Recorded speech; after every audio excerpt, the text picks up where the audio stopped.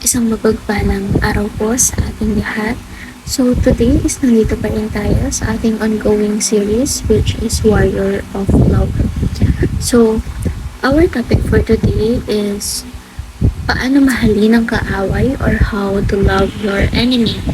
So in connection to our topic for today, ang Bible verse na ating tatalakayin ay ang Luke chapter 6 verses 27 to 31.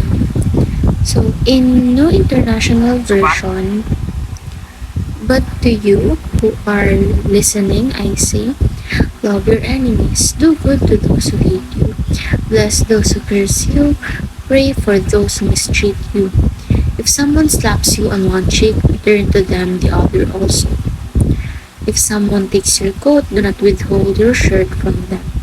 Give to everyone who asks you, and if anyone takes what belongs to you, do not demand it back.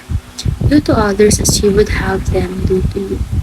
So, in Filipino translation naman, or in Magandang Balita Biblia version, subalit sinasabi ko sa inyong mga nakikinig sa akin, mahalin ninyo ang inyong mga kaaway at gawa ng mabuti ang mga napupuot sa inyo.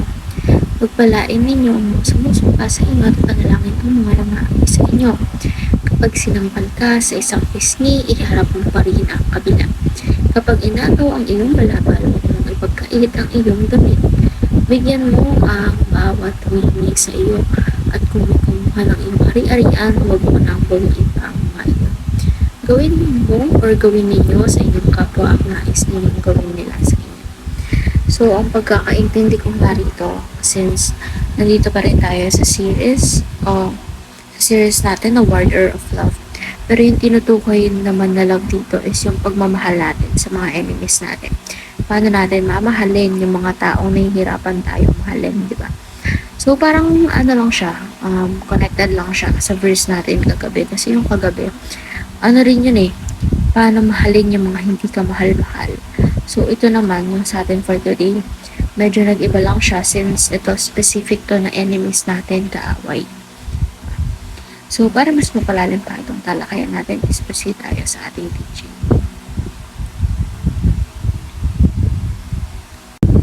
Number 1, Christians must defend the weak. So, tayo dapat yun nangunguna na parang nagiging frontliner ng ibang tao. Kaya nga sabi rito, kapag may humihingi sa'yo, bigyan mo. Diba? Sabi nga ni Jesus Christ dito, gawin mo sa iba kung anong gusto mong gawin ng iba sa'yo. Kasi nga, for sure, may reason kung bakit sila humihingi sa'yo, kung bakit sila lumalapit sa'yo. Which, we can consider them as weak, gaya nga na sinasabi dito sa verse natin. So, we should be the one defending them, not the ones to condemn them. So, as Christians, diba, hindi tayo dapat nagko-condemn. Dapat tayo yung tumutulong sa kanila na if ever man na may mali sila, hayaan natin si Lord God ang magpa-realize nun sa kanila. And we should just let them know about their action the right way, the appropriate way, without condemning them and shaming them in front of other people. So, tandang-tanda ko to kasi ito yung naging preaching sa church namin nung this Thursday lang, yung pagko-condemn sa mali ng iba. So, ayun nga. Dapat tayo, kung tayo, marunong tayo magmahal, yung pagmamahal na mayroon si Jesus Christ and si Lord God sa atin, hindi natin magagawang i-condemn yung ibang tao kahit na nagkakamali sila. Kasi lahat naman tayo nagkakamali. Diba? Walang taong perfecto. So, we just got to understand each other and ayun, diba? Parang damayan lang natin yung isa't isa dahil pare-pareho naman tayo anak ng Diyos and pantay-pantay naman tayo lahat sa mata niya. Walang mas mabuti, walang mas maraming nagawang kasalanan, walang mas mabigat yung mga kasalanan. So, walang ganun. Kahit ano pang ginagawa nyo, magkaiba man kayo, pantay lang tayong lahat sa mata ng Diyos. And number 2, Christians are martyrs for Christ.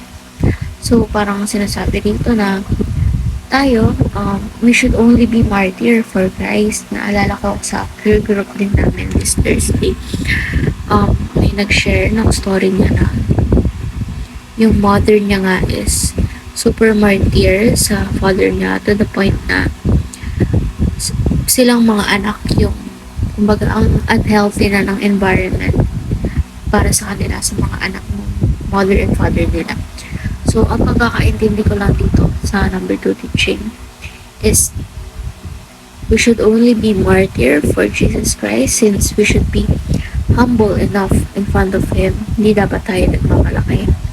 Dapat iniintindi natin lahat ng plano niya para sa atin. Kung kaya nga natin intindihin yung mga kaibigan natin, mga partner natin na paulit-ulit tayo niloloko, di ba? So, ano pa kaya si Jesus Christ na never tayong niloko, never tayong sinaktan, never tayong pinahamak, di ba? So, yung martyr kasi dito, yung pagkakagamit niya is not a negative term, di ba? So, parang ano to intindihin and alamin kung ano ba yung plano ni Jesus Christ sa atin. So, gaya ng sabi rito, Christians are martyrs for Christ. And number 3, Christ's love is the end of the spirit. So, at the end of the day, ayun pa rin yung mananaig sa atin. Ayun pa rin yung mag-manifest sa atin. Yung pagmamahal ni Jesus Christ na dapat natin gawing standard ng pagmamahal natin. Nang sa gayon, nakikita natin, na-visualize natin, na-vision natin kung paano ba dapat natin mahalin yung ibang tao. Kung paano ba natin maipaparanas sa kanila yung pagmamahal na pinaparanas sa ating Jesus Christ. So, kumbaga, nagiging instrumento niya tayo lalo na sa mga taong hindi pa nakakakilala sa Kanya. And I believe isa yan sa mga mission nating mga Christians, which is why pinag-disciple pa tayo, diba? Yung we should make disciples of all nations dahil nga kailangan natin may paramdam sa iba yung pagmamahal na na-receive natin galing kay Lord God and kay Jesus Christ. So, ngayon naman is proceed tayo sa ating application. Number 1, actively do good to them. Number 2, do not take revenge. And number 3, save your reward. So, by now, after reading this devotion or after hearing this devotion, we should be able to identify what kind of what act of kindness should we do for our enemies today.